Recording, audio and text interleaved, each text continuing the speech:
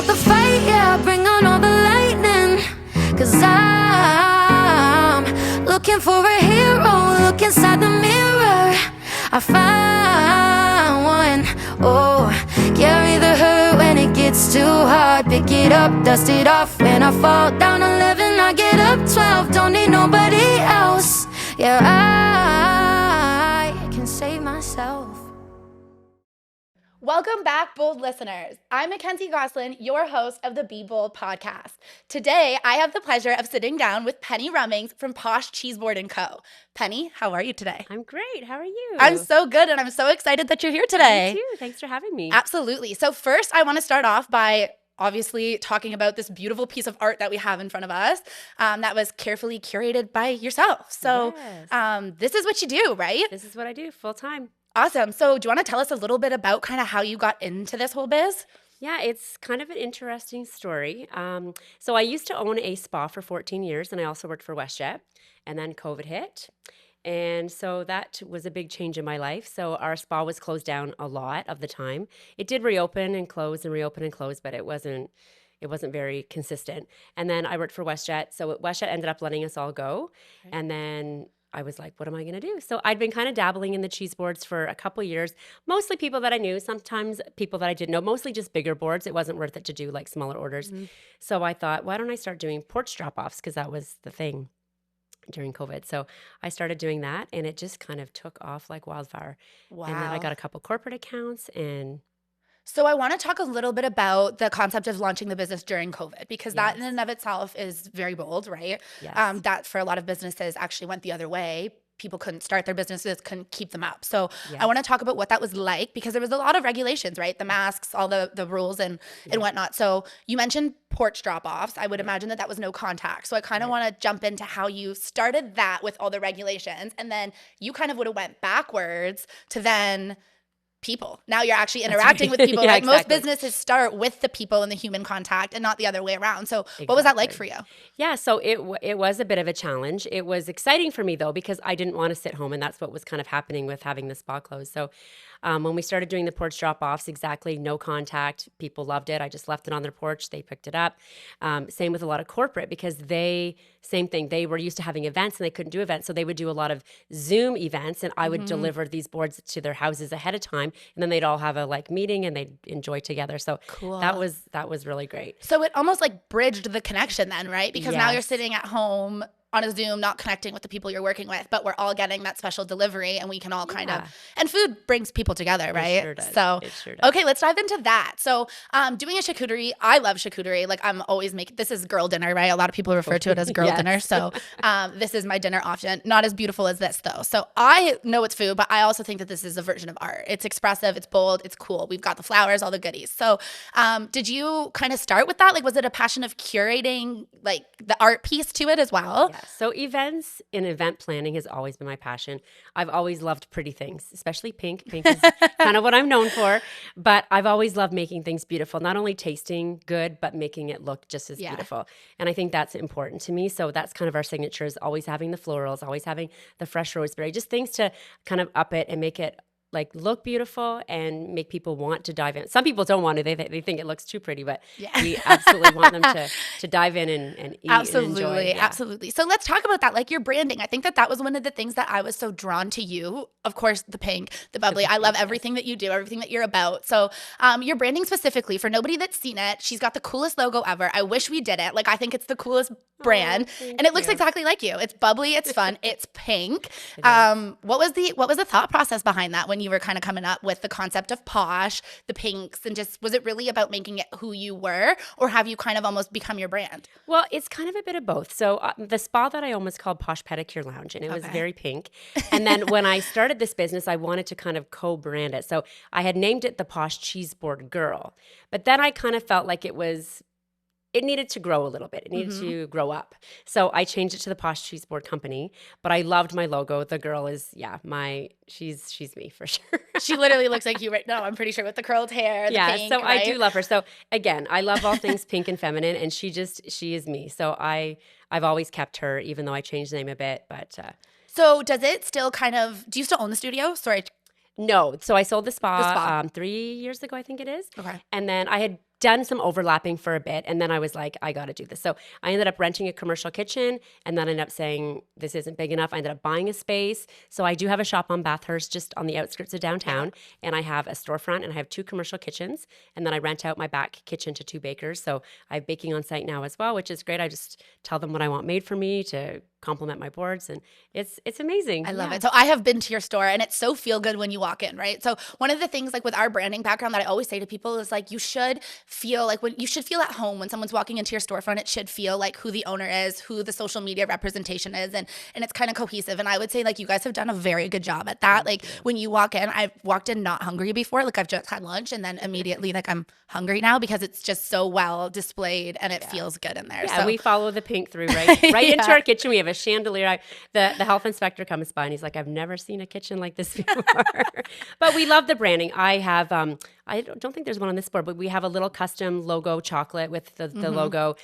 Even the ribbon that wraps the boxes has our logo on it. And I think it's very consistent, which people like to see, and it keeps us front of mind for them. Yeah, too. absolutely. So I know that you can order online and you do the deliveries and stuff like that, but people do come into the store. So you are having human relation and contact with clients walking in. Yeah, we don't have a ton of walk-in, but we definitely do. And we can usually make things right on the spot if somebody needs a last-minute order for something. Nice. But yeah, the website ordering is great. I'll wake up in the morning and people will have ordered at like 2 in the morning or 4 in the morning. I guess they're just shaving. They got the they're- late night they're craving munchies. charcuterie. Yeah, exactly. That's awesome. So what is your day-to-day look like? Like running the business? Are you often at the store? Are you managing from home? What's your team like? What's kind of a day-to-day for you? Yeah, so we are open Tuesday to Saturday, 9 to 1. Okay. And then we're closed Sunday and Monday. And so I'm usually at the shop a little bit before that, a little bit later, depending on December. I feel like I could sleep there because we're so busy. But yeah, and then if I'm home in the afternoon or evenings, I'm still always working and replying to emails and sourcing and seeing what's going on with my competition and getting new ideas. And yeah, totally. So I'm going to dive right into some more personal questions. So we're going to not business on the back seat because we know as business owners, that's not really how this works. Yes. But lifestyle at home, like what's family like? I know that you've got a beautiful girl. I do. I kind of want to talk about her a little bit and what that's been like raising a female, owning a business, and what home and values look like for you. Yeah, so I've been a single mom since she's been 4. So at the beginning, it was kind of challenging because owning a spa, I was working every Saturday. But her dad's always been in the picture. My family's been such a great support. So she's always been raised with me having my own business and seeing that. She actually started her own little cotton candy business. I think it was 5 or 6 years ago.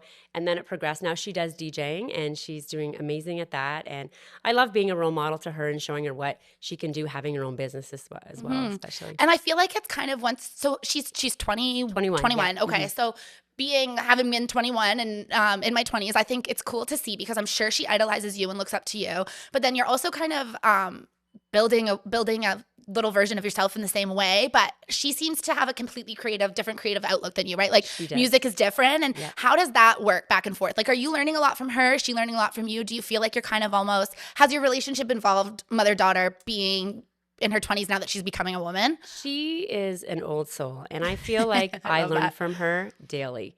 Like, it's amazing what your children can teach you.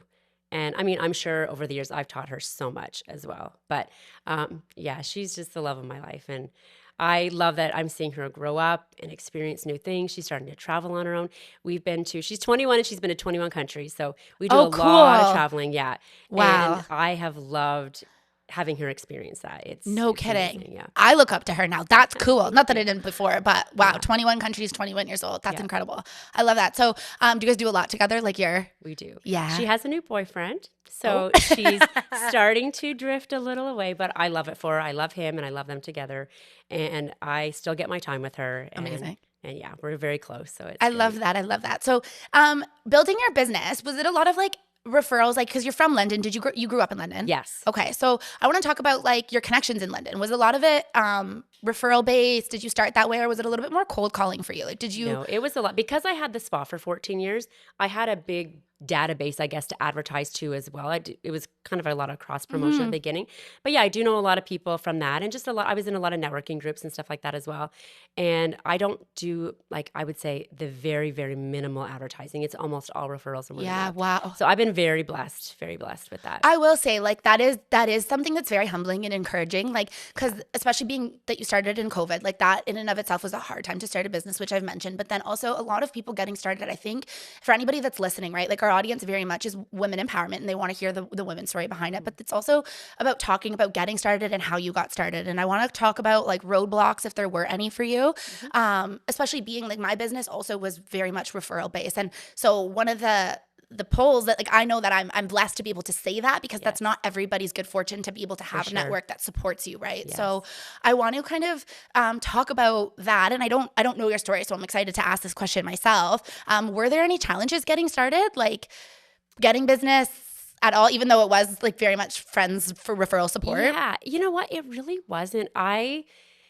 I've been very lucky and blessed to have things kind of not fall into my lap, but just work out. And I think the biggest thing is that I'm not afraid to jump into things. Yeah. And I'm a very much idea oriented. I wake up with new ideas every day. Like my family, my dad, he thinks I'm crazy because I'm like, Dad, he's very handy. I'm like, can you build me this? Can you make me this? Because I'm doing this. I'm going to do a cart. Now you need to make me so, and my mom is also very, very supportive. But I think that, like, just not being afraid is really the big thing. But doing a lot of research, not jumping in blind. Yeah. But making the jump and not being scared to do it. And I think a lot of people have great ideas and want to do things, but they're afraid. I was just going to say that. So that whole concept of, like, it fell in my lap or it was handed to me, I catch myself even sometimes just saying, like, it was easier for me than maybe somebody else, but that's not true, because the confidence that it takes, alone to just start and just go for it, a lot of people struggle with just that, right? So yes, it's about having an idea. Yes, it's about maybe the financial backing or getting started, or, all of that is there. But if you don't have that spark or that, like, will to see it through or to get started, like, you're behind the eight ball. Like, it's not going to start, right? Exactly. So it sounds like you kind of have a similar story of just being confident enough to just jump in and do it, and kind of building as you go, right? I think that I'm a firm believer, at least, that if you wait for it to be perfect, you're never going to start. You make it perfect as you go. And really, is it ever going to be perfect? Probably not. You learn a lot. Absolutely. Yeah. So what would you say is the lesson that you've learned over your career, just in terms of where you started versus now? Is there something that you would have almost kind of talked to younger Penny about and been like, hey, little tip here getting started, maybe don't do this, maybe do this first? Not specifically. I mean, for me, my experience has been that I've always wanted to do it on my own. I've never wanted a partnership. I've never wanted to, I've always just wanted it to be my own thing and just be confident in that and being able to grow it without having, anyone else really being a part of it. I think that worked for me. Some people would prefer the opposite. But I just feel like I've really been blessed to just have it be successful and work hard. You do have to do, and I still have to do cold calling, and I still have to. One of my great stories is that I cold called the Grand Theater, and within a half an hour she had called me and said, we're actually looking for another caterer. Can you come and see me tomorrow? And now I'm one of the main caterers for them, and I have been for a couple of years now. And so you never stop. No, you're always, even though I don't do a lot of advertising, I'm still always putting myself out there and always reaching out. And and there's that big saying about, like, what you do today, like, gives you the fruits of labor for, like, a year down the road, right? So I think a lot of business owners, they get comfortable and they get to a point where, like, okay, I've made it and business is coming in, and maybe it's coming in this year, but if you stop going out, if you stop showing up and you just go take off, and listen, I'm all one for traveling, but, like, you've got to be able to continue your business even while the wheels are spinning, so that they keep spinning, right? Spinning. That's right. And I think that that's kind of where we get lost. And I think that's one of the things that I admire so much about you, is you still show up. And even though you did start it on your own and you still are doing a lot of it on your own, it seems like you've built and you've, like, relied on some family and you've pulled them in to kind of come. And that's staff. More your team, right? Great and your staff, staff. for sure. Yeah. So you can lean on people that way. And it's not necessarily about doing it alone, but it's exactly what we're trying to do with this Be Bold staff, is, like, build a community. And I think that's where you lean on other people, and that's where you kind of get that fuel back to your fire, right? And people to kind of drive ideas off of. Yeah, and for sure. Yeah. So I know that obviously you're very active in our community, but I kind of wanted to talk about Be Bold and a little bit about what we're doing here and just kind of supporting other women and supporting other people to kind of, jump off the cliff and take that big bold step to just be okay, I'm going and I just need the power to go. Yes. And being able to be business owners in the city that are here and helpful and willing to support others that are getting started. So I love that that's aligned, and it sounds like that is very much what you guys do. So especially raising a young daughter, I know that you there's kind of some ties there. So your network in London is established. Do you do a lot of other curriculars, other things in the community? Like with work, you mean? With work, yeah. Yeah, So we do a lot of fundraisers, and charity events. Yeah, that's what I'm asking. And even just supporting other local businesses, I love to do that. So anytime I can include local products, or even the 2 bakers that are in my shop, just making sure they're always included in things that I do, and just even youngpreneurs. Like there's a gal that makes little candy kebabs that I always buy and supporting resell for local her because just it's a feel good, and I love to give back for sure. Yeah, and I did just see that Grand Theater spread, which if nobody's seen it, check it out on social media because I was drooling over my phone on that one. It's beautiful. So there was a play on words there too, right? The play that was just there. You guys you named your charcuterie display something based off the play. So it's the play that went wrong is the name of the play. And so I could have went 2 ways. I could have went one where everything was kind of a mess and but I was like, do I really want to put that out that's for myself? Not on brand. So then I'm I think I'll do the grays that went bright. So that's what I did, and just did a big spread for that, and it worked out well. I love it. Thanks. Okay, kind of a fun question that just popped into my head, but what's your favorite piece of cheese? What's your favorite?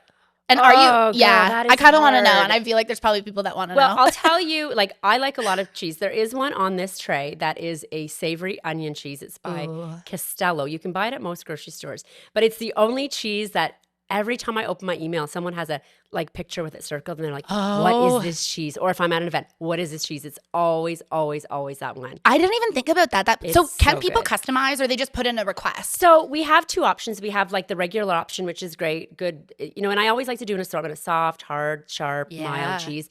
And then there's an upgraded option as well. So then we do the sharper and the blue and the, just stronger cheeses and more expensive cheese. So you can kind of choose, but I'm always open to customization. If people say I need a pink board, or I need a sports theme, or whatever for a birthday, or specific types of meat or cheese, if I have enough time.